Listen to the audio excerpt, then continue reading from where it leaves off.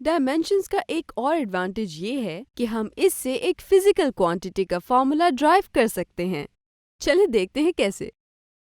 ये मेथड कामयाबी से काम करता है अगर हम वो मुख्तलिफ फैक्टर्स गेस कर लें जिन पर फिजिकल क्वांटिटी डिपेंड करती है। फॉर एग्जाम्पल, अगर आप जानते हैं कि वर्क फोर्स और डिस्टेंस पर डिपेंड करता है, इस मेथड को इस्तेमाल करके आप फोर्स और डिस्टेंस के टर्म्स में वर्क की इक्वेशन इजीली डिटरमिन कर सकते हैं। लेकिन अगर आप नहीं जानते कि किन फैक्टर्स पर क्वांटिटी डिपेंड करती है, तो आप ये मेथड अप्लाई नहीं कर सकते। चलिए सिंपल पेंडुलम के टाइम पीरियड के लिए एक रिलेशन को ड्राइव करते हैं, जैसे स्क्रीन पर मौजूद है। टाइम पीरियड जिन पर डिपेंड करता है वो तमाम पॉसिबल फैक्टर्स है: A, the length of pendulum L, B, the mass of the bob M, C, the angle theta जो कि वर्टिकल एक्सिस पर बन रहा है, और D, the acceleration due to the gravity G. इन पॉसिबल फैक्टर्स की बेस पर the time period T simple pendulum का प्रोपोर्शनल है m raise to the power a times l raise to power b times theta raise to power c times g raise to power d।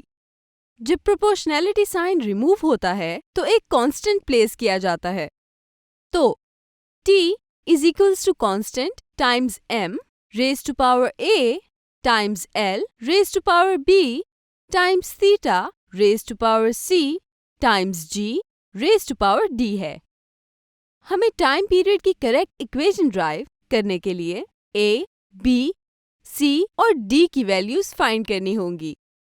अब हम dimensions की form में ये equation को लिख सकते हैं, यानी t is equals to constant multiplied by m to power a multiplied l to power b, ll raised to power -1 to power c and lt raised to power 2 to power d।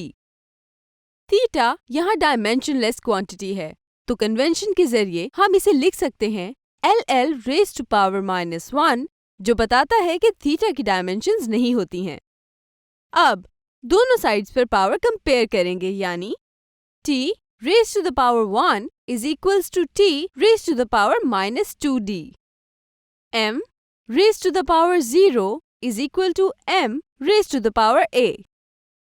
l raised to the power 0 is equals to l raised to the power b plus d plus c minus c. पहले equation से शुरू करते हुए -2d is equals to 1, तो यहाँ d की value -1/2 होगी।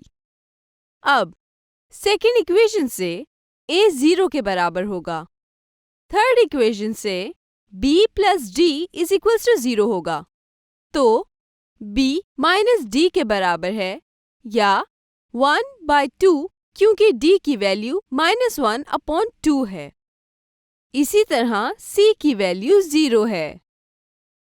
इन तमाम वैल्यूज को टाइम पीरियड की फर्स्ट इक्वेशन में वापस सब्स्टिट्यूट करके हमें मिलेगा t equals to constant multiplied by m raise to the power 0 multiplied by l raise to the power 1/2 multiplied by 1 multiplied by g raise to the power -1/2। In short, एक time period का simple pendulum constant times square root of l over g होगा। अब इस equation में constant dimensional analysis से मालूम नहीं किया जा सकता, जबकि हम इसे एक्सपेरिमेंट्स के जरिए मालूम कर सकते हैं। और आपकी इंफॉर्मेशन के लिए कांस्टेंट असल में 2 पाई है।